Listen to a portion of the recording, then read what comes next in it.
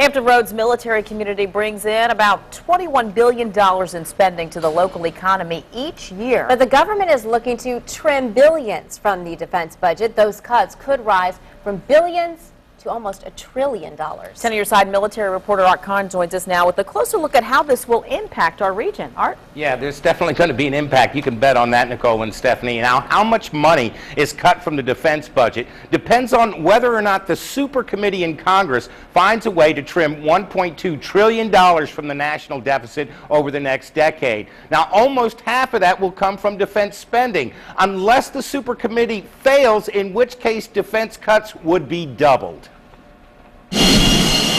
Experts think trimming $460 billion from the defense budget over the next 10 years is doable. But even the Secretary of Defense, Leon Panetta, rejects the notion of cutting about $1 trillion from the DOD.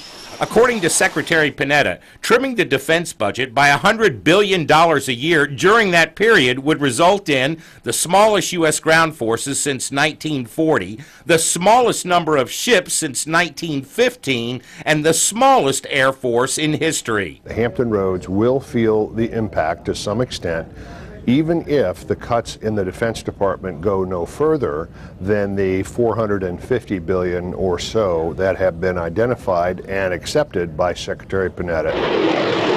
Retired Admiral Craig Quigley says Langley Air Force Base could be on the radar for the next round of budget cuts, hampered by recent development. Encroachment has crept in close to the air base.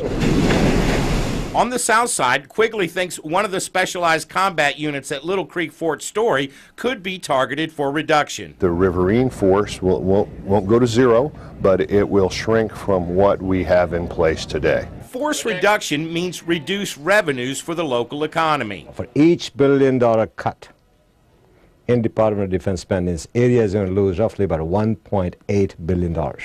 In total output. Economist Dr. Vinod Agarwal says Hampton Roads will have to diversify its economy with high-tech industries like modeling and simulation. We have certainly increased our presence in many areas, especially in the non-DOD areas. Modeling and simulation will have to grow fast, though, to fill the rapid decline of defense industries here and across the nation.